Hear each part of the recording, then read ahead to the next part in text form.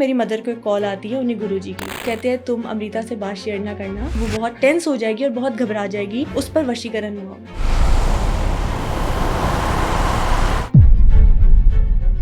करण जौहर और सिद्धार्थ मल्होत्रा एक romantic relationship में इन्वॉल्व थे। तारा अडवाणी ने वशीकरण करवाकर सिद्धार्थ मल्होत्रा को उनसे शादी की है।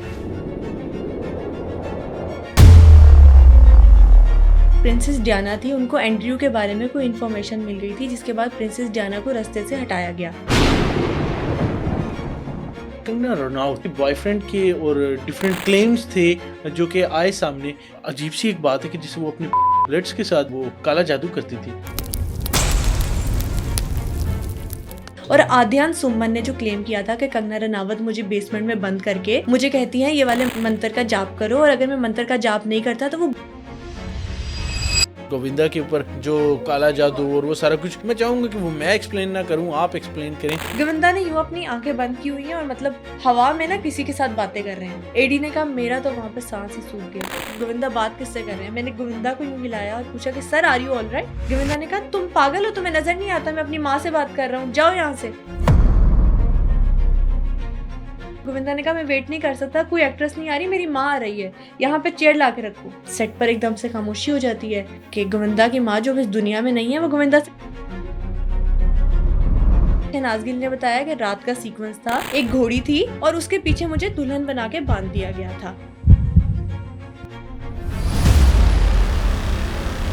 कई साल पहले यहाँ पर एक लड़की को उसके हस्बैंड ने शादी वाले दिन ही उसका मर्डर कर दिया था। 3 मूवी के ड्यूरिंग भी ना राजकुमार राव के साथ एक हॉरर एक्सपीरियंस हुआ था कि वो अपने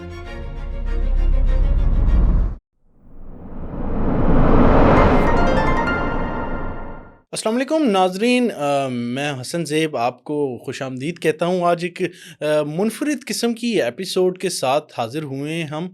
नाजरीन, आपने देखा तो होगा कि अक्सर औक़ात बॉलीवुड के अंदर हम ऐसी मूवीज़ देखते हैं जैसे कि वशीकरण है, और उसके अलावा काले जादू के हवाले से शैतान मूवी एक आई थी, उसके अंदर ख़ास तौर पे वशीकरण का बार बार जिक्र हुआ था। हम जानेंगे वशीकरण क्या होता है, काला जादू कैसे किया जाता है, काले जादू क्या बॉलीवुड की जो सेलिब्रिटीज़ हैं उन पर भी किया जाता है, क्योंकि जब आप फेम में आते हैं, जब आप कैमरा के सामने होते हैं तो बहुत सारे लोग आपके फैंस भी होते हैं, लेकिन नाक़दीन और क्रिटिक्स भी साथ होते हैं, और साथ साथ ऐसे लोग भी होते हैं जो कि आपसे हसद कर रहे होते हैं। इसी मौजू को आगे लेके चलते हैं। हमारे साथ लबीबा अरशद मौजूद हैं। लबीबा, कैसी हैं आप? मैं बिल्कुल ठीक ठाक हसन, आप कैसे हैं? मैं बिल्कुल बेहतरीन, ज़बरदस्त आपके सामने। लबीबा, आप चूँकि हॉरर की नीश के ऊपर एक टाइम हो गया काम कर रही हैं, आपके क्योंकि एक पब्लिक फिगर भी हैं, आपके साथ कभी ऐसा वाक़या हुआ? अच्छा, मेरे साथ लाइफ में एक ऐसा एक्सपीरियंस हुआ था, मैंने इसी सुपर नॉर्मल पॉडकास्ट पे शेयर किया था, और वो एक लाइफ में एक्सपीरियंस था। उससे पहले मुझे बहुत सारे लोग कहते थे कि यार तुम तो डेली हॉरर पॉडकास्ट करती हो, तुम्हारे साथ कोई ना कोई एक्सपीरियंस ज़रूर हुआ होगा। और मैं कहती थी यार जो गेस्ट आया है ना वो फेंक रहा है, लपेटे जाओ। तब तक मेरी ये वाली स्टेटमेंट हुआ करती थी। लेकिन हसन, जिस दिन मेरे साथ खुद हॉरर एक्सपीरियंस हुआ ना, आई स्वेयर 2 मिनट के लिए, जिसको कहते हैं ना, बॉडी पैरालाइज हो गई थी। मतलब मुझे ये फील हुआ था कि बाकायदा मैं सो रही हूँ और सोने की कोशिश कर रही हूँ, सोई नहीं थी अभी। बाकायदा मेरे पिल्लो पर आकर किसी ने हाथ रखा है और मेरे कान पे ऐसे कोई आपके पास आ रहा है, कोई नज़दीक आ रहा है, फील होता है आपको। मुझे फील हुआ है कि मेरे नज़दीक आ रहा है और उसने मेरे कान में आके विस्पर किया है। और उसके विस्पर करने की देर थी हसन, मेरी सिस्टर मेरे साथ लेटी थी, ना मैं हाथ हिला सकी, ना मैं अपना पैर हिला सक रही थी। मैं गले से आवाज़ निकालने की कोशिश कर रही थी कि उसको आवाज़ दे दूं, और मैं आवाज़ भी नहीं दे पा रही थी उसको। अच्छा, हाथ रखना तो चलो मैं कहूँ मेरा वहम हो गया, हाथ रखा और बाकायदा हाथ उठाया है, और हाथ उठाने के बाद ये भी फील हुआ है कि कोई दूर जा रहा है। पहले पास आना फील हुआ है, फिर ये फील हुआ है कि कोई दूर भी जा रहा है, और दूर जाते जाते डोर से बाहर निकल गया और उसने डोर क्लोज कर दी है। ये सारा मैंने, और सुबह फजर की नमाज के बाद, मतलब मेरी नींद उड़ी हुई थी। आप जब वजू करते हो, नमाज पढ़ते हो, तो आपकी नींद अल्टीमेटली उड़ जाती है, तो मेरे साथ वो वाला सिनेरियो था। और उसके बाद से मैंने कहना बंद कर दिया कि गेस्ट जो है वो एग्जैजरेट कर रहा है। मुझे यकीन हो गया कि जिन्नात का प्लानट है, जिन्नात एग्जिस्ट करते हैं और ये एक रियलिटी होती है। बिल्कुल ठीक हो गया। नाज़रीन, आपने देखा होगा आजकल एक सीज़न बड़ा वायरल हुआ हुआ है, जीटी गौरव तिवारी। गौरव तिवारी की जो आप देखें कि उसकी जो पैरानॉर्मल एक्टिविटीज़ हैं, वो बिलीवर नहीं थे, बिलीव नहीं करते थे कि ये चीज़ें एग्जिस्ट करती हैं। एक पायलट बन रहे थे और इसी तरह उनके साथ जैसे आपके साथ एक वाक़या हुआ और उनकी लाइफ़ चेंज हो गई और उन्होंने फिर घोस्ट इन्वेस्टिगेशन को शुरू कर दिया। और गौरव तिवारी की डेथ भी अभी तक एक हाँ, मिस्ट्री है। मिस्ट्री जैसे हम है। कहते हैं दिव्या भारती की, सुशांत सिंह राजपूत की, सिद्धार्थ शुक्ला की, तो गौरव तिवारी की भी डेथ अभी तक एक मिस्ट्री है। मिस्ट्री है। और जो उनकी गर्दन के ऊपर निशान पड़ा था वो जैसा कि मूवी में भी दिखाया गया कि पोस्टमार्टम में भी वो पता नहीं चलता। अभी तक सॉल्व नहीं हो पा रहा कि वो निशान मतलब किसी अननोन क्रिएचर की तरफ से आया है, वो जबरदस्ती के तौर पे आया है, सुसाइड की अटेम्प्ट थी, वो निशान आया कैसे उनकी नेक पर। बिल्कुल, ये चीज़ें एग्जिस्ट करती हैं, ऐसा नहीं है कि एग्जिस्ट नहीं करती, एग्जिस्ट कर रही होती हैं। अपना टॉपिक हमारा जो आज का है बॉलीवुड। बॉलीवुड की क्योंकि आपकी एक्सटेंसिव एक रिसर्च है, क्योंकि आप पॉडकास्ट करती हैं, बहुत सारे गेस्ट भी आते हैं, आपको बताते हैं स्टोरीज़। आप हमारे साथ ऐसा वाक़या शेयर करें जो कि आपकी रिसर्च के दौरान आपने देखा हो, कि कोई ऐसा वाक़या जैसे हमने देखा है कि दिव्या भारती के हवाले से एक बहुत सारी कंट्रोवर्सीज़ हैं, बहुत सारी ऐसी एक र्यूमर्स हैं कि काला जादू और जिन्नात और इस तरह की। हमें कोई वाक़या सुनाएँ? दिव्या भारती का भी आपने नाम लिया है। दिव्या भारती की जो कज़न है, उनकी चचा की बेटी, रिसेंटली उनकी एक स्टेटमेंट बहुत ज़्यादा सोशल मीडिया पे वायरल हो रही है कि अभी डेथ मिस्ट्री सॉल्व नहीं हुई और उनकी कज़न ने एक स्टेटमेंट दे दिया कि दिव्या भारती का दूसरा जन्म होने वाला है। मतलब बड़ी अजीब सी बात है कि एक एक्ट्रेस अपनी बॉलीवुड की पीक पर जा रही है, पीक पर जाके उसकी डेथ हो जाती है। समझ नहीं आ रही उसके हस्बैंड इन्वॉल्व है, कभी उनकी मदर का नेम आ रहा है। एक माँ अपनी बेटी को कैसे कत्ल कर सकती है? लेकिन कह कौन रहा है? दिव्या भारती का बाप उसकी वाइफ को कह रहा है कि तुम मेरी बेटी की कातिल हो। और उसके बाद इल्जाम लगाए जा रहे हैं क्रिटिक्स की तरफ से साजिश नादियावाला पे। कोई कह रहा है कि हस्बैंड ने कत्ल किया है, कोई कह रहा है उसने कत्ल किया है, कुछ लोग कह रहे हैं कि ईवल आई हो गई है, क्योंकि उस टाइम पर श्रीदेवी और दिव्या भारती का एक इनडायरेक्ट कंपटीशन बन गया था। ये कहा जाता था कि श्रीदेवी भी अपनी करियर के पीक पे थी, फिर दिव्या भारती आई। दिव्या भारती बहुत छोटी थी एज में, लेकिन हर डायरेक्टर, हर एक्टर उनके साथ फिल्म करना चाहता था और दिव्या भारती को ईवल आई भी हो गई थी। दो तरह की बातें सामने आ रही थी। फिर जो स्टेटमेंट आई कि दिव्या भारती का दूसरा जन्म होगा, तो उनकी कजन जो है कायनात अरोड़ा, उन्होंने बाकायदा ये बताया कि दिव्या भारती की डेथ से पहले ही एक ज्योतिषी थे, उन्होंने प्रिडिक्ट कर दिया था कि दिव्या भारती का दूसरा जन्म होने वाला है।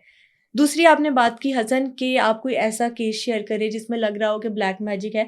आप देखें, हम एक नॉर्मल इंसान हैं, हमारा कोई बहुत बड़ा सर्कल नहीं है, पापराजीज हमारे पीछे नहीं होते, लेकिन फिर भी हमें ईवल आई हो जाती है। कभी हम अच्छे लग रहे हो बहुत ज़्यादा और कभी कोई हमारी तारीफ भी कर दे किसी अच्छे वे में भी, तो अक्सर लगता है एनर्जी ड्रेन हो गई है, हेडेक स्टार्ट हो जाती है। कहा जाता है ना, नज़र लगने की सबसे बड़ी निशानी होती है कि आपका सर दुखने लग जाता है अचानक से। आप अभी बिल्कुल ठीक है, एनर्जेटिक फील कर रहे हैं, लेकिन अचानक से आपको लगता है कि एनर्जी बहुत लो हो गई है आपकी, आप बहुत ड्रेन हो गए हैं। इसी तरह से अगर हम बात करें बॉलीवुड की, इतनी बड़ी इंडस्ट्री है, मतलब 1 मिनट में स्क्रिप्ट आपके पास जा रहा है, 1 मिनट में किसी और के पास जा रहा है और बाकायदा जंग हो रही है कि स्क्रिप्ट किसको मिलेगा, अगली ब्रेक थ्रू किसको मिलेगी। कुछ एक्टर्स हैं और कुछ डायरेक्टर्स हैं, वो कहते हैं बेगर्स कांट बी चूजर्स, कि जो फिल्म आपको मिलेगी आपको करनी ही पड़ेगी क्योंकि आप स्क्रीन पर नजर आना चाहते हो।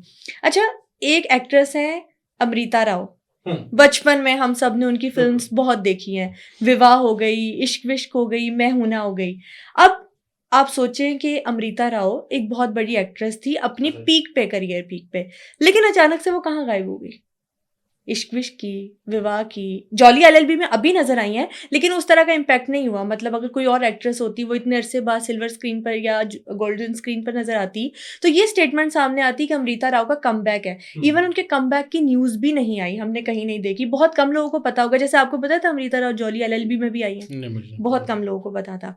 अमृता राव ने रिसेंटली एक पॉडकास्ट में इंटरव्यू दिया है कि ईवल आई इतनी रियल है, और ईवल आई के साथ साथ उन्होंने एक वर्ड यूज किया है वशीकरण का। अच्छा, वशीकरण और काला जादू कहने को बहुत सेम चीज है और कहने को बहुत अलग चीज भी है। अब वशीकरण वो चीज है जिसका हम पाकिस्तान में भी डेली कहीं ना कहीं सुनते हैं, दीवारों पर लिखा, या जो आमिल बाबा होते हैं उनकी जुबानों से सुनते हैं, 40 दिनों में महबूब कदमों में।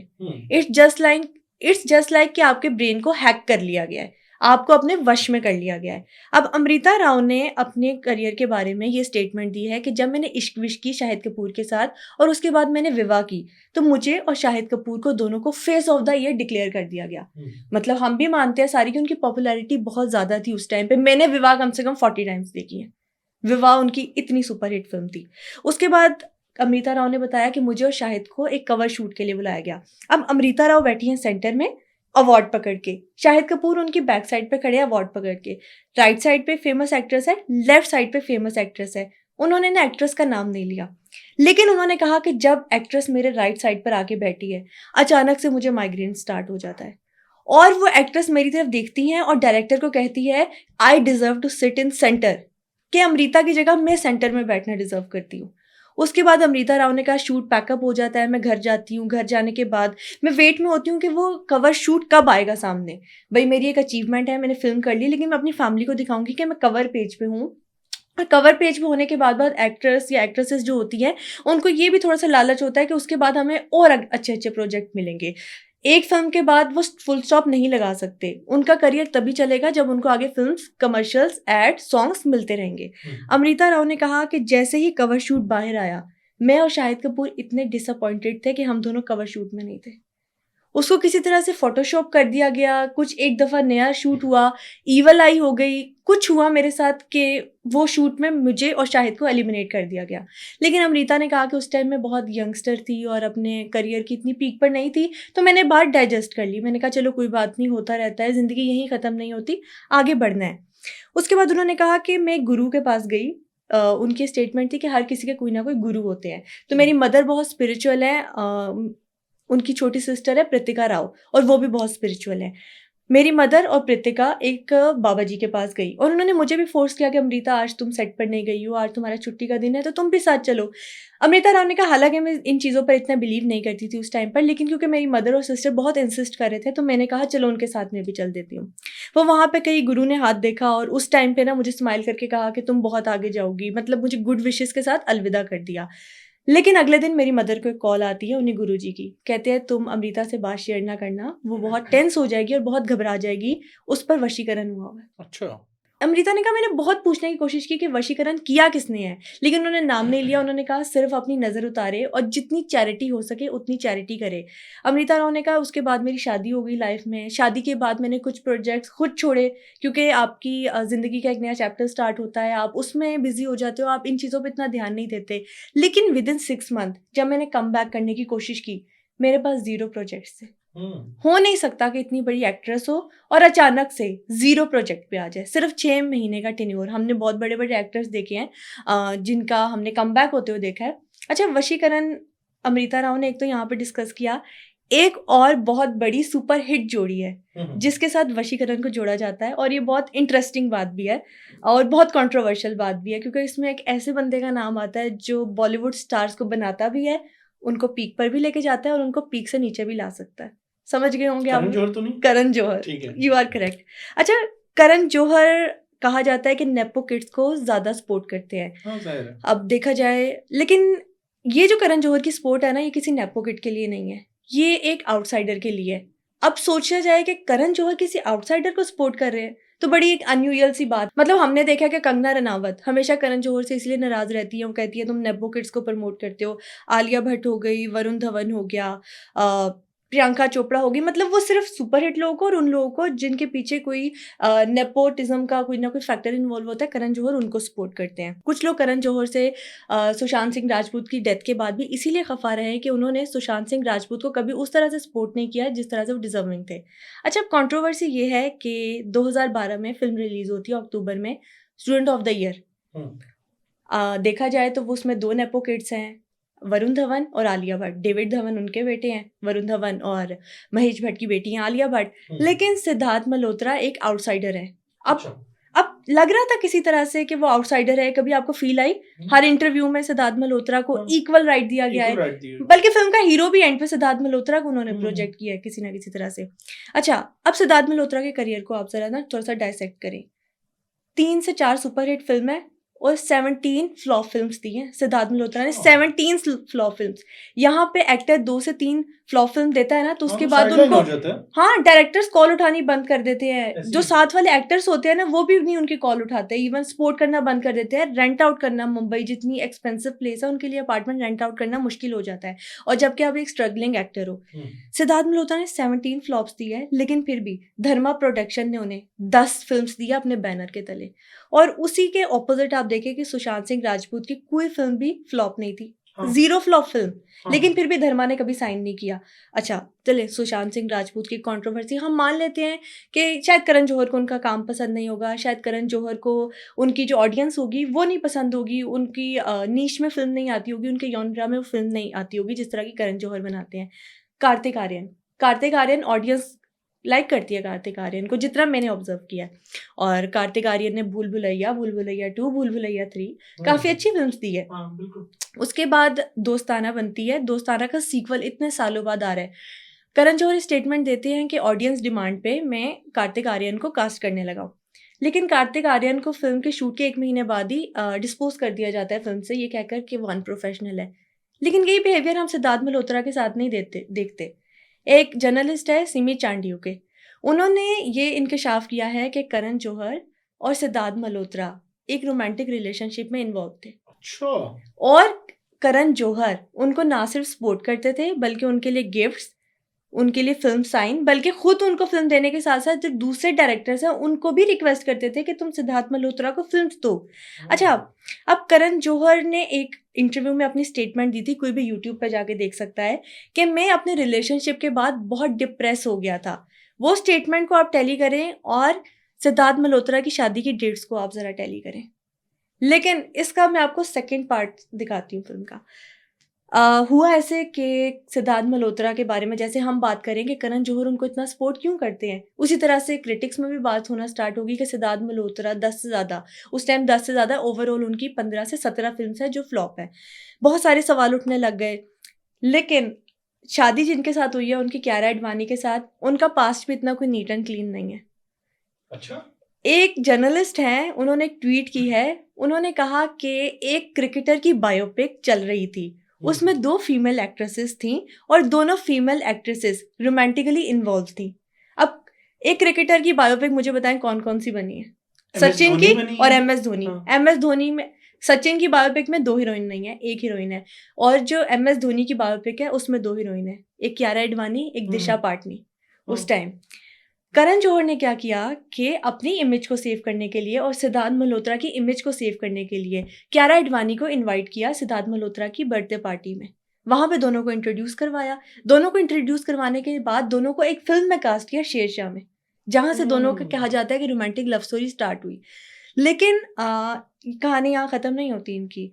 एक फ़ैन ने ट्वीट किया है कि कियारा एडवाणी ने वशीकरण करवाकर सिद्धार्थ मल्होत्रा को उनसे शादी की है। अच्छा। और उस जिस बंदे को पैसे दिए कियारा एडवाणी ने, उस बंदे का उसने नंबर और ईमेल भी शेयर किया था, जिसको बाद में कियारा एडवाणी ने सू किया था और उसको अपनी ट्वीट डिलीट करनी पड़ी थी। तो अगर हम डॉट्स कनेक्ट करें तो कोई ना कोई कनेक्शन तो है। या तो करण जौहर ने अपनी इमेज को सेव करने के लिए, अपनी पावर गेम को सेव करने के लिए कियारा एडवाणी और सिद्धार्थ मल्होत्रा की शादी करवाई है, या हो सकता है कि कियारा एडवाणी ने वाकई सिद्धार्थ मल्होत्रा पे वशीकरण किया हो, क्योंकि दोनों बहुत गुड लुकिंग कपल है, ये हम जानते हैं। हाँ, ये और तो है। दोनों की पॉपुलैरिटी पहले थी, लेकिन शादी के बाद दोनों की पॉपुलैरिटी और इंक्रीज हो गई है। इंक्रीज होगी। अच्छा, यहाँ पर ना एक चीज़ और, ना सिर्फ वशीकरण बल्कि इवल आई का आपने जिक्र किया, उसके अलावा बड़ी सारी ना चीज़ें, क्योंकि अगर आप इलीट सोसाइटी में जाके बैठते हैं तो आपको बड़ी सारी चीज़ें ना नज़र आती हैं।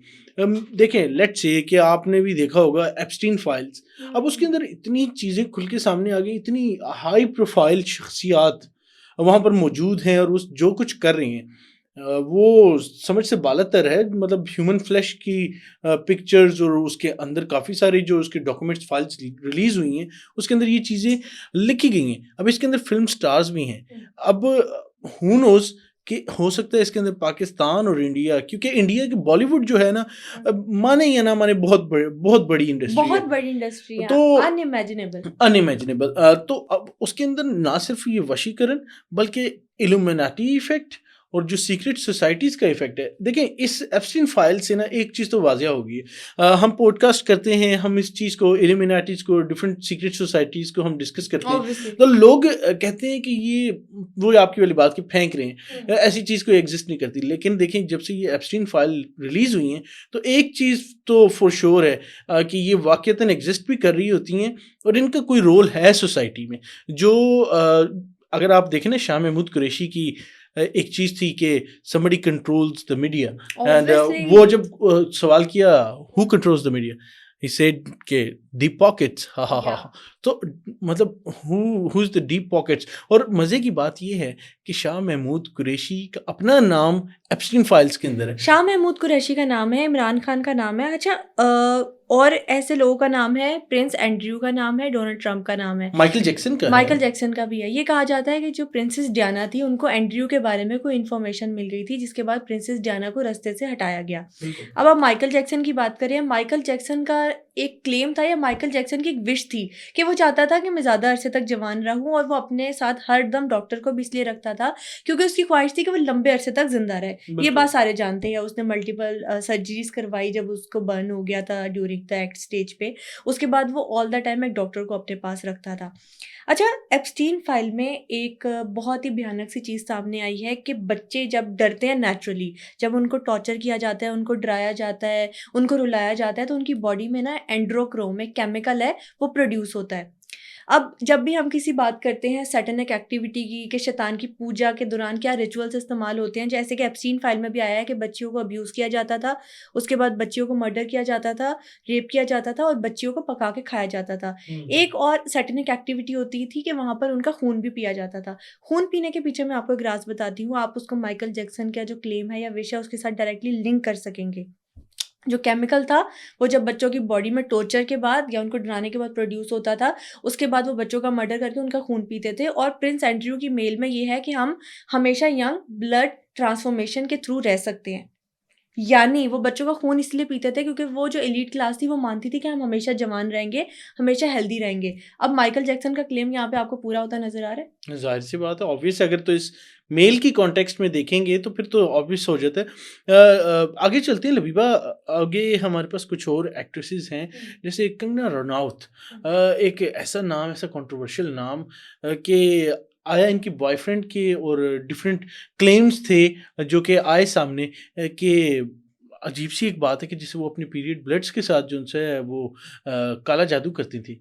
अब इतनी बड़ी, इतनी पाई की एक्टर और एक्ट्रेस, और वो ये सारा कुछ कर रही हैं, तो मतलब एक अजीब-सी सूरत-ए-हाल है कि अगर एक एक्ट्रेस जो उनसे ये कर सकती हैं, तो व्हिच मीन्स अच्छा कि बाकी सारी भी करती होंगी। हसन, कंगना रनावत के बारे में ना एक चीज़ आपने ऑब्जर्व की होगी, कंगना रनावत को बहुत सारे लेबल दिए जाते हैं, बदतमीज़, कंट्रोवर्शियल और ड्रामेटिक। इस तरह के बहुत सारे लेबल्स हमने कंगना के साथ जुड़ते हुए देखे हैं। लेकिन कंगना की एक खासियत है कि वो हमेशा लाइमलाइट पे रहती है। कंगना जहाँ भी स्क्रीन पे नज़र आ जाएगी, कोई बोल क्या रही है ना, सुने बगैर आगे गुजारेगा नहीं। कंगना की वीडियो बहुत रेयर लोग होंगे जो स्किप करके गुजरेंगे। मैं जैसे और कि आप, मैं। हाँ, बहुत रेयर लोग होंगे। हाँ, हाँ। मतलब लेकिन कंगना की कंट्रोवर्सी में बहुत सारे लोग इंटरेस्टेड होते हैं क्योंकि उनको पता होता है कंगना कोई ना कोई ऐसी बात करेगी जो हाइप क्रिएट कर देगी वहाँ पे जाके।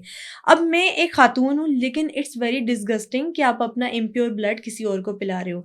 लेकिन ये बात आपने सुनी होगी कि उल्लू के खून से जादू होता। ये बात आपने सुनी है ना? अब सोचिए कि एक जानवर है जिसके खून से जादू जब किया जाए तो वो कितना स्ट्रांग होता है। उसके बदले में इंसान देखे, इंसान को अल्लाह ने ऐसा ने तकवीम पे बनाया है। अब उसका खून कितना प्योर है।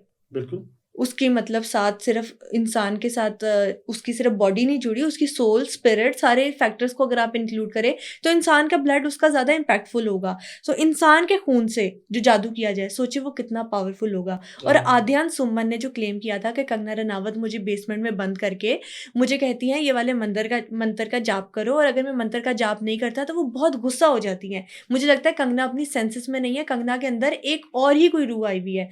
और एक जर्नलिस्ट ने कंगना से पूछा कि कंगना, क्या आपके अंदर कोई और रूह आ जाती है? तो कंगना ने कहा मुझे ज़रूरत नहीं कि मेरे अंदर कोई और रूह आए, मैं खुद एक विच हूँ।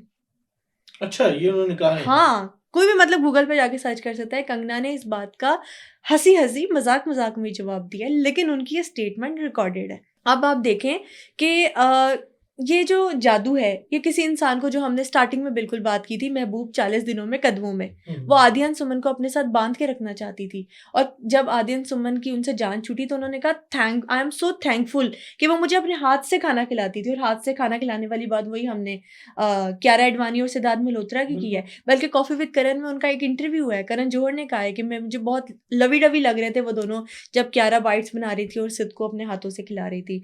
इसी तरह से मैं आपको एक बात बताऊं, हसन, के ये काला जादू या जो भी कोई मंत्र तंत्र जंतर जिसको हम कहते हैं, जादू की डिफरेंट फॉर्म्स होती है, सिर्फ इंसान को अपने वश में करने के लिए नहीं कराया जाता। इवन काला जादू इस कदर खौफनाक हद तक भी किया जाता है कि किसी इंसान की जान ले ली जाए। उसकी बहुत बड़ी एग्जाम्पल है बॉलीवुड के बहुत बड़े सेलिब्रिटी जो अब इस दुनिया में नहीं रहे, इरफान खान। अच्छा, बहुत कम लोगों को पता है कि इरफान खान जो तंत्र है उसका शिकार हुए थे। अच्छा। मदारी फिल्म की शूटिंग कर रहे थे दिल्ली में। दिल्ली में 3 लोग थे उस टाइम, जो फिल्म के डायरेक्टर है कामत, फिल्म के प्रोड्यूसर रवि और इरफान खान। अच्छा, जब मदारी फिल्म की शूटिंग वाइंड अप हुई, उसी के बाद डायग्नोज हुआ कि इरफान खान को कैंसर है। लेकिन सिर्फ इरफान खान के कैंसर को इसलिए हाइप क्रिएट हुई क्योंकि वो ऑन स्क्रीन बंदे थे। हमारी जो भी मीडिया इंडस्ट्री है उसमें जो ऑन स्क्रीन बंदा होता है उसके साथ कोई भी हैपनिंग हो जाती है तो वो बात ज़्यादा जल्दी स्प्रेड आउट होती है।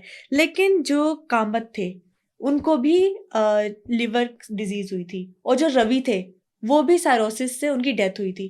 तीनों बंदे अब इस दुनिया में नहीं रहे हैं। अच्छा, एक इंडियन एस्ट्रोलॉजर है सुशील, उन्होंने कहा कि ये सारा मामला जो था, जब उनसे पूछा गया कि आप प्रेडिक्ट करें कि ये मामला हुआ क्या है, तो उन्होंने कहा कि इरफान खान, कामत और रवि, इन तीनों ने अपनी पास्ट लाइफ में, अकॉर्डिंग टू देयर बिलीव, हमारी जो है यहाँ पर हम मुस्लिम हैं, हम पास्ट लाइफ में या री इनकारनेशन में, दूसरे जन्म में बिलीव नहीं करते, लेकिन उनका ये मानना था कि एक बाबा ने उन पर तंत्र की है।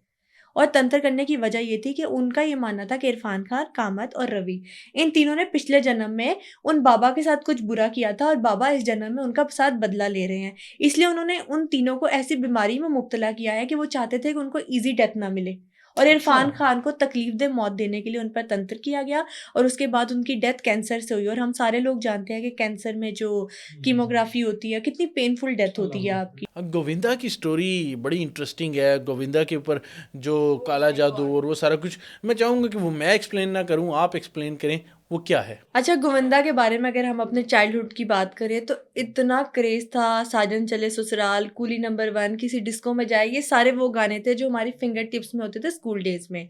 अच्छा, अब आप देखें कि इतना टॉप पीक का अपना एक एक्टर हो, और रिसेंटली उसकी एक वीडियो सोशल मीडिया पे बहुत वायरल हो रही है कि एक लोकल स्कूल में वो परफॉर्म कर रहे हैं, जहाँ पर वो एक स्टेज पर परफॉर्म कर रहे हैं। उस पर एक ऑडियंस ने बहुत डिबेट की है कि एकदम से इतना ज़्यादा डाउनफॉल गोविंदा का, कि इतने बड़े टॉप एक्टर हो गए कि अच्छा, गोविंदा की वाइफ थी सुनीता, उन्होंने ये एक स्टेटमेंट दी थी कि रवीना टंडन और करिश्मा कपूर दोनों गोविंदा से शादी करना चाहती थी। मतलब इतना क्रेज था उस टाइम पे बॉलीवुड एक्ट्रेसेस में भी गोविंदा का, और ऑडियंस में तो था ही था। जिस टाइम पे आमिर खान, सलमान खान, शाहरुख खान अपने करियर के साथ सारे एक्सपेरिमेंट कर रहे थे, उस टाइम पे Govinda super duper hit films दे रहे थे। अच्छा, अब एक तो वो वीडियो सामने आई है, कुछ लोगों का कहना है कि गोविंदा को नज़र लग गई है, कुछ लोगों का कहना है कि गोविंदा का कुछ एटीट्यूड का इशू था, लेकिन उसमें ना कुछ एक ऐसी कैटेगरी भी है लोगों की जो कह रही है कि गोविंदा के साथ कुछ स्पिरिचुअल इश्यूज थे। अब स्पिरिचुअल इश्यूज क्या थे, मैं आपको बताऊं कि 2006 की बात है कि एक दिन गोविंदा एक फिल्म सेट के शूट पर थे। होता क्या है कि जब भी कोई आउटडोर शूट होता है तो बड़े-बड़े एक्टर और एक्ट्रेसेस को अपनी एक सेपरेट वैनिटी दी जाती है, जहाँ पर वो मेकअप करा सकते हैं, रेस्ट रूम यूज़ कर सकते हैं, सो सकते हैं, खा पी सकते हैं। उसी तरह से गोविंदा को भी वैनिटी दी गई। अब गोविंदा वहाँ पर रेस्ट कर रहे थे और डायरेक्टर ने एडी को कहा कि जाओ, गोविंदा को बुला लाओ, सेट रेडी है और सीन शूट करना है। अब होता क्या है कि एडी जैसे ही वैनिटी के बाहर पहुँचते हैं तो एडी को अंदर से कुछ आवाज़ें सुनाई देती हैं, और आवाज़ें ऐसी जैसे गोविंदा ऊँची-ऊँची किसी से लड़ रहे हों या आर्ग्यूमेंट कर रहे हों। अब एडी ने कहा कि 2 मिनट के लिए तो मैं परेशान हो गया कि आवाज़ें आ कहाँ से रही है। मैं यहाँ पर हूँ, डायरेक्टर साहब वहाँ पर है, स्पॉट बॉय बाहर है, जो बाकी की सारी कास्ट एंड क्रू है वो अपनी-अपनी वैनिटीज़ में है, क्योंकि एडी का काम ही यही होता है, उसने ये ध्यान रखना होता है कि जो एक्टर्स हैं, एक्ट्रेसेस हैं, स्पॉट बॉय हैं, वो अपनी-अपनी जगह पर हैं, और ताकि जब भी हमने सीन स्टार्ट करना हो तो कॉल दी जाए और एडी उनको बुला लाए सेट पे। अच्छा, एडी ने कहा कि मैं काफ़ी देर तक इंतज़ार करता रहा कि गोविंदा सर अभी रुकेंगे, फिर मैं अंदर जाऊँगा। मतलब मैं नॉक करके जा सकता था अंदर, लेकिन मुझे डर बहुत था कि गोविंदा एकदम से माइंड ना कर जाएँ। कि भाई तुम एक एडी हो और मैं अंदर अगर किसी से बात कर रहा हूँ या झगड़ा कर रहा हूँ या फ़ोन पे बात कर रहा हूँ तो तुम ऐसे ही एंटर हो गए हो। एडी ने कहा मैंने 5 मिनट वेट किया, 10 मिनट वेट किया, लेकिन गोविंदा अपनी धुन में मगन थे और उन्होंने मतलब अपनी आवाज़ उनकी अंदर से आनी कम नहीं हुई। एडी ने कहा फिर मुझे वॉकी टॉकी पर डायरेक्टर की आवाज़ आती है, कहाँ रह गए हो तुम? कब से तो कहा हुआ है कि सीन रेडी है, जल्दी से बुला के लाओ। अब मरता क्या ना करता, एडी ने कहा मैं कंफ्यूज हो गया कि अपनी नौकरी भी बचानी है, लेकिन डर भी लग रहा है कि अगर इस वैनिटी में सबसे पहले जाऊंगा तो डांट पड़ सकती है। इसीलिए एडी ने क्या किया कि पहले बाकी की सारी वैनिटीज खाली की, जो उधर कास्ट बैठी थी और क्रू था सारा, उसको सेट पर लेके गए। उसके बाद उनके दिल से भी शक चला गया कि चलो वो गोविंदा अंदर किसी से लड़ रहे हैं या किसी से बहस कर रहे हैं, गोविंदा के साथ कोई और बंदा है। एक वाहिद उनका शक रह गया कि गोविंदा फोन पर किसी से झगड़ा कर रहे हैं या आर्ग्यूमेंट कर रहे हैं। डायरेक्टर के पास जाते हैं और बताते हैं कि गोविंदा अंदर किसी से झगड़ा कर रहे हैं या बहस हो रही है गोविंदा की, तो मैं अंदर जाते थोड़ा ना रिलक्टेंट हो रहा हूँ। डायरेक्टर ने कहा तुम 3 बारी नॉक करो और 3 बारी नॉक करने के बाद भी अगर गोविंदा बाहर नहीं आते तो तुम अंदर चले जाना। अच्छा, एडी ने यूं ही किया, वैनिटी के बाहर गए, 3 बारी नॉक किया, लेकिन 3 बारी नॉक करने के बाद भी ना गोविंदा की तरफ से कोई रिस्पॉन्स नहीं आता। वो जिस अपने टोन में पहले बात कर रहे होते हैं उसी तरह से बात करते रहते हैं, लेकिन एडी को कुछ आवाज़ क्लियर नहीं सुनाई दे रही होती कि अंदर बात क्या हो रही है। सिर्फ इतना कि मतलब गोविंदा किसी के साथ मतलब बहुत इंटेंसली कोई आर्ग्यूमेंट में या किसी बहस में या किसी बात में बिजी है। अच्छा, एडी जब अंदर जाता है तो आंखें खुली की खुली रह जाती है। गोविंदा ने यूं अपनी आंखें बंद की हुई हैं और मतलब हवा में ना किसी के साथ बातें कर रहे हैं। एडी ने कहा मेरा तो वहां पे सांस ही सूख गया कि गोविंदा बात किससे कर रहे हैं। मैंने गोविंदा को यूं हिलाया और पूछा कि sir are you all right? Govinda ने कहा तुम पागल हो, तुम्हें नजर नहीं आता मैं अपनी माँ से बात कर रहा हूँ, जाओ यहाँ से। एडी ने कहा कि मैं उस टाइम पे बहुत डर गया और डरने की वजह ये थी कि ये 2006 था और गोविंदा की मदर की डेथ 1996 जून में हो चुकी थी ऑलरेडी। अच्छा, मैं घबराया हुआ एडी ने कहा भागा और वहां पे जाके डायरेक्टर को जो बाकी सेट पे लोग थे उनको बताया कि यार मैंने यूं यूं देखा और I think Govinda is not all right. लेकिन डायरेक्टर ने इस बात को इतना सीरियस नहीं लिया। तो एडी ने कहा मुझे लगा कि शायद ये गोविंदा की रूटीन होगी, वो पहले ही अपनी मदर से यूं बात करते रहते होंगे। कोई भी सीन स्टार्ट होने से पहले जो हमारे प्यारे स्पेशली पेरेंट्स होते हैं हम उनकी ब्लेसिंग्स लेते हैं। तो एडी ने कहा कि मुझे भी यूं ही लगा कि गोविंदा अपनी मदर की ब्लेसिंग्स ले रहे होंगे, मतलब वन वे कम्युनिकेशन कर रहे होंगे अपनी माँ से। लेकिन एक और वाकया ऐसा होता है जिसके बाद एडी ने कहा कि मुझे ये कंफर्मेशन हो जाती है कि गोविंदा के साथ कुछ ना कुछ अलग जरूर हो रहा है। एक दिन शूट चल रहा होता है और गोविंदा कहते हैं हटो हटो यहाँ से, जगह खाली करो। और डायरेक्टर कहते हैं मतलब जगह खाली करो, आपने ड्यूरिंग शूटिंग मतलब सीन रुकवा दिया है और किसका आप कह रहे हैं, किसके लिए जगह खाली करो, आपको कोई मेहमान आ रहा है? क्योंकि उस टाइम पे ये कहा जाता था कि गोविंदा की इतनी पॉपुलैरिटी थी कि दूसरे जो सेट पे अगर कहीं पास और शूटिंग हो रही है और गोविंदा की कोई फ्रेंड एक्ट्रेस वहां पर शूट कर रही है तो वो गोविंदा से अक्सर मिलने आ जाया करती थी। तो डायरेक्टर ने कहा अगर कोई एक्ट्रेस आ रही है तो वो 5 मिनट वेट कर देंगे, हम उसे मतलब कोई रिफ्रेशमेंट देंगे, कोई जूस, कोई फूड, और वो आपका वेट करती है, तब तक हम इन सेट को वाइंड अप कर लेंगे। तो गोविंदा ने कहा मैं वेट नहीं कर सकता, कोई एक्ट्रेस नहीं आ रही, मेरी माँ आ रही है, यहाँ पे चेयर ला के रखो। अब सेट पर एकदम से खामोशी हो जाती है कि गोविंदा की माँ जो इस दुनिया में नहीं है वो गोविंदा से मिलने कैसे आ रही है। एक बाकायदा तौर पर चेयर रखी जाती है, गोविंदा बैठते हैं और पूरे सेट पर जितने भी लोग हैं वो इस बात को ऑब्जर्व करते हैं कि गोविंदा 1 मिनट नहीं, 2 मिनट नहीं, 10 मिनट नहीं, पूरा 1 घंटा अपनी माँ से बात करते रहते हैं। जैसे मैं और आप बैठे हैं उसी तरह से गोविंदा ये 2 पैरेलल चेयर्स रख के अपनी माँ से 1 डेढ़ घंटा बात करते रहते हैं। और उसके बाद जब बात कंप्लीट होती है तो गोविंदा कहते हैं पैकअप। मेरी माँ ने कहा आज का दिन तुम्हारे लिए लकी नहीं है, आज शूट नहीं होगा, ये कह के चलते बनते हैं। अब आप देखें इतना बड़ा एक्टर और अगर वो अपनी माँ से बात कर रहा है, उसको ये चीज़ फील हो रही है ना सिर्फ ख्वाब में कि मेरी माँ मुझसे मिलने आती है, मेरी माँ मुझे आशीर्वाद देती है, तो कुछ ना कुछ तो इसके पीछे राज होगा। अकॉर्डिंग टू पीपल जो गोविंदा के क्लोज थे, उन्होंने गोविंदा से जब ये बात पूछी कि गोविंदा मतलब ये राज क्या है इस बात का, मतलब तुम कुछ शेयर करो हमारे साथ। तो गोविंदा ने कहा कि मेरी माँ ने मुझे मरने से पहले बात कही थी कि मैं अपनी माँ का बहुत लाडला था। सब अपनी माँ से बहुत प्यार करते हैं लेकिन बेटे अपनी माँ से थोड़े ज़्यादा क्लोज होते हैं। तो गोविंदा ने कहा कि मैं अपनी माँ से इतना प्यार करता था और अपनी मदर के इतना क्लोज था, और जब मेरी मदर की डेथ होने वाली थी, वो बीमार थी, तो मैं बहुत उदास हो गया था। तो मेरी माँ ने मुझसे वादा किया था कि गोविंदा मैं तुम्हें कभी अकेला नहीं छोड़ूंगी। और मेरी माँ के मरने के बाद कोई एक दिन भी ऐसा नहीं गुजरा जब मेरी माँ ने मुझे अकेला छोड़ा हो। मेरी माँ रोज मुझसे मिलने आती है, मेरी माँ मुझसे बात करती है और मेरी माँ मुझे आशीर्वाद देती है। मतलब 10 साल हो गए हैं मेरी माँ को मरे हुए, लेकिन अभी तक मेरी माँ का आशीर्वाद मेरे साथ है और मेरी माँ डेली मुझसे मिलने आती है। तो कोई ना कोई तो इस बात की हम कह सकते हैं कि राई होती है तो पहाड़ बनता है। अक्सर हम लोगों से बातें सुनते हैं कि रूहें मिलने आती हैं, जो बदरूहें होती हैं वो इस दुनिया में भटक रही होती हैं। तो अब आई डोंट नो गोविंदा के केस में क्या रियलिटी है, लेकिन एक और एक्ट्रेस है शहनाज गिल। बिग बॉस में हमने उनको देखा, उनकी और सिद्धार्थ शुक्ला की जोड़ी सिद्धनाज के नाम से इतनी फेमस हुई। जो सारे यंग कपल है उन्होंने कपल गोल्स के नाम से उनको बहुत आइडलाइज किया। अच्छा, शहनाज गिल ने ये बताया कि मैं पंजाब में एक सॉन्ग शूट कर रही थी, क्योंकि बिग बॉस में आने से पहले Shehnaaz Gill she is a Punjabi girl. तो Shehnaaz Gill basically Punjabi song shoot करती थी। अगर हम उनके बैकग्राउंड करियर में जाके देखें तो हौले हौले नच गिद्धे विच पतलोनी तेरा लक ना मरोड़ा खा जावे, ये सुपर हिट जो सॉन्ग्स थे वो शहनाज गिल ने दिए थे।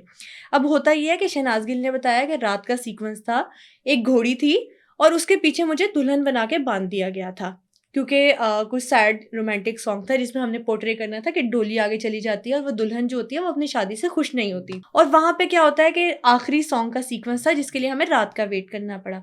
अब रात का वेट करना पड़ा, दिन के सारे सीन शूट हो चुके हैं, एक मजबूरी है, पंजाब अमृतसर का इलाका था, कोई गाँव थी जिसमें एक जगह रेंट आउट की हुई थी उन्होंने सॉन्ग शूट के लिए। शहनाज ने कहा कि घोड़ी थोड़ा आगे जाती है, आगे जाके रुक जाती है। एक बार ऐसा हुआ, 2 बार ऐसा हुआ, 3 बार ऐसा हुआ। हमने घोड़ी को थोड़ा सहलाया, खाना खिलाया, पानी पिलाया। हमने सोचा शायद रात का वक़्त है, घोड़ी अब थक चुकी है, या घोड़ी मतलब लाइट्स है, कैमरा है, बहुत सारे नए चेहरे हैं, घोड़ी थोड़ा घबरा रही है। लेकिन जब घोड़ी को थोड़ा प्यार किया, खिलाया-पिलाया तो थोड़ी देर बाद, आधे घंटे बाद घोड़ी नॉर्मल हो गई और वो थोड़ा 4 कदम आगे चली। जब वो 4 कदम आगे चली तो जो पूरा कास्ट थी, पूरा क्रू था, उन्होंने शुक्र अदा किया कि थैंकफुली अब शूट वाइंड अप हो जाएगा और कल के दिन का इंतज़ार नहीं करना पड़ेगा, क्योंकि लास्ट सीन था, लास्ट सीन के बाद वाइंड अप हो जाना था शूट। अच्छा, घोड़ी 4 कदम आगे जाती है, 4 कदम आगे जाने के बाद घोड़ी रुक जाती है और इतने बुरे तरीके से घबराती है कि वापस आती है। शहनाज ने कहा मेरे हाथ बंधे थे, मैं मूव नहीं कर सकती थी और एक दुल्हन के जोड़े में थी, जोड़ा भी हैवी था, हाथ बंधे हैं, रिटेलिएट नहीं कर सकती, घोड़ी पीछे आ रही है और क्रेन ने यूं ऊपर से सीन को शूट करना था। क्रेन इतनी मेरे पास से गुजरी कि सिर्फ कुछ सेकंड्स का फासला था कि अगर एक्शन डायरेक्टर बीच में ना आते तो मेरा फेस यहाँ से कट हो चुका था और एक्शन डायरेक्टर जख्मी भी हुए। अच्छा, जब एक्शन डायरेक्टर जख्मी हुए तो शहनाज गिल ने कहा कि उस टाइम पर सेट पे शोर मच गया। जैसे ही शोर मचा, क्योंकि खून काफ़ी ज़्यादा उनका ब्लड लॉस हो रहा था, तो अचानक से तूफ़ान आया। और बॉलीवुड मूवीज़ में, हॉलीवुड मूवीज़ में, इवन अगर हम यहाँ पर भी बात करें तो कोई जब पैरानॉर्मल एंटिटी कहते हैं विज़िट करती हैं, कोई रूह आती है या कोई जिन्नात आस-पास हो तो लाइट्स फ्लक्चुएट करती हैं, बल्ब जो है फट जाते हैं और लाइट चली जाती है। अक्सर भी हम कोई बॉलीवुड फ़िल्म देखें तो जब आँधी आती है, तूफ़ान आता है, लाइट चली जाती है और फिर कोई ना कोई पैरानॉर्मल एंटिटी ज़ाहिर होती है। तो शहनाज गिल ने कहा कि एकदम से तूफ़ान आया और सबने पैकअप किया और जो जगह रूम हमने रेंट आउट किया हुआ था, हम सारे वहाँ भागे। अच्छा, वहाँ पर एक हस्बैंड और वाइफ थे शहनाज गिल के अकॉर्डिंग, जहाँ पर वो लोग स्टे कर रहे थे। अब सारे एंटर हुए, वो सब नॉर्मल है। जैसे ही शहनाज दुल्हन की ड्रेस में एंटर होती है, तो हस्बैंड और वाइफ आपस में कुछ बात करना स्टार्ट कर देते हैं। अब शहनाज के एटीट्यूड के बारे में सबको पता है कि शहनाज थोड़ी चुलबुली है, आउटस्पोकन है। वो अपने दिल में बात नहीं रखती, वो अक्सर वो बात कह देती हैं और ये उनकी आई गेस सिंप्लिसिटी भी है और उनका एक एक्स फैक्टर भी है जिसकी वज़ह से ऑडियंस उनको बहुत पसंद करती है कि she is very pure hearted. तो शहनाज ने कहा, मैंने उनसे पूछ लिया कि की गल करदे पए हो, मैनू भी तो दसो, मतलब तुसी मेरे फैन नहीं हैगे, मेरे कोलों गल्लां लुकादे पए हो। तो उन्होंने कहा कि एक्चुअली सॉन्ग का इशू नहीं था, ना घोड़ी का इशू था, ना रात के सीक्वेंस का इशू था। यहाँ पर तो अक्सर शूटिंग होती रहती है, पैलियाँ बनी हुई थी, पंजाब का इलाका है, मोस्टली जहाँ पर ग्रीनरी हो, पैलियाँ बनी हो, वहाँ पर अक्सर जगह रेंट आउट की जाती है सॉन्ग शूट के लिए।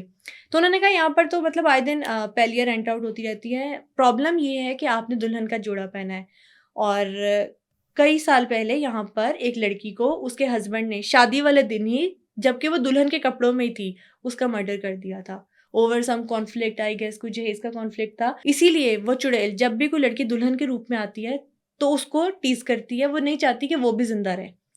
तो वो बदला लेने आती है। जिस तरह से आपने वो मूवी देखी होगी स्त्री। अच्छा, स्त्री मूवी की भी एक बहुत ही कह लें कि सिमिलर सी स्टोरी है कि उसमें भी जो चुड़ैल होती है, डायन होती है, वो दुल्हन के रूप में नज़र आती है। अच्छा, स्त्री मूवी के ड्यूरिंग भी ना राजकुमार राव के साथ एक हॉरर एक्सपीरियंस हुआ था कि वो अपने फ़ोन से एक वीलॉग बना रहे थे। अब फ़ोन से वीलॉग बनाते-बनाते उन्होंने एक वीडियो कैप्चर किया, फ़ोटो कैप्चर की और बाद में उसको सोशल मीडिया पे पोस्ट कर दिया। सोशल मीडिया पे पोस्ट करने के बाद एक फ़ैन ने उसको पॉइंट आउट किया कि पीछे बालकनी में एक बंदा खड़ा है जिसका फेस किसी इंसान जैसा नहीं है, किसी और दुनिया की मखलूक जैसा है। किसी भूत जैसा, किसी प्रेत जैसा, ऐसा फेस है उसका। और उसके बाद राजकुमार राव ने ये कहा कि उस टाइम पे जब मैं फ़ोन से ये वीडियो या फ़ोटो शूट कर रहा था, तब बालकनी में कोई भी नहीं था। और स्त्री मूवी में भी अगर आप देखा जाए तो एक सरकटे जिन की कहानी है, और मोस्टली हम देखते हैं जब चुड़ैल का ज़िक्र आता है, जैसे कराची की कारसाज रोड, वहाँ पर भी हम देखते हैं कि कहा जाता है कि रात के टाइम पे एक चुड़ैल दुल्हन के रूप में जो वहाँ के पैसेंजर्स होते हैं रोड के, उनको तंग करती है। और जो हमारे गेस्ट आए थे यहाँ पर फैसलाबाद से, बुरहान, उन्होंने भी ये बताया था कि मरी के जिस होटल में वो स्टे कर रहे थे, वहाँ पर रात को एक चुड़ैल दुल्हन के रूप में आकर टीज़ करती थी, और फिर बिल्ली के रूप में आई, फिर पायल की उनको आवाज़ आई। तो मोस्टली हम सुनते हैं कि जो चुड़ैल है वो हमें दुल्हन के रूप में नज़र आती है। तो शहनाज़ गिल का भी यही कहना था, बल्कि शहनाज़ गिल ने उसके बाद एक बहुत इंटरेस्टिंग चीज़ बताई कि जो उस टाइम पे सेट पे पिक्चर्स क्लिक की गई थी, शहनाज़ गिल को अपने पीछे बहुत कोई अजीब-सी एक हॉलो सी एंटिटी भी जो है वो दिखाई दी थी। वो पिक्चर्स उन्होंने कहा कि मेरे फ़ादर के प्रीवियस फ़ोन में है, वरना शहनाज़ गिल का कहना था कि वो जब भी मुझे फ़ोटोज़ मिलेंगी, मैं उसको मीडिया पर पब्लिक ज़रूर करूँगी, ताकि जो मेरा जिन एनकाउंटर है, मेरा जो जिन्नात के साथ एक्सपीरियंस है, वो पूरी दुनिया को पता चल सके। नाज़रीन, आपने पॉडकास्ट देखा, बड़ा इंटरेस्टिंग था। हमने डिफरेंट चीज़ों को डिस्कस किया, हमने सैटनिज़्म को डिस्कस किया, बाल शैतान को डिस्कस किया, हमने एप्स्टीन फ़ाइल को ज़िक्र किया, और उसके साथ साथ हमने जो डिफरेंट सैटनिक रिचुअल्स थे, बॉलीवुड एक्ट्रेसेस जो परफॉर्म करती रहीं, कंगना रनावत का हमने ज़िक्र किया, उसके अलावा शहनाज गिल के बारे में डिस्कस किया, हमने गोविंदा के बारे में डिस्कस किया, और सुशांत सिंह राजपूत की जो मतलब जो मर्डर था या उसकी सुसाइड थी,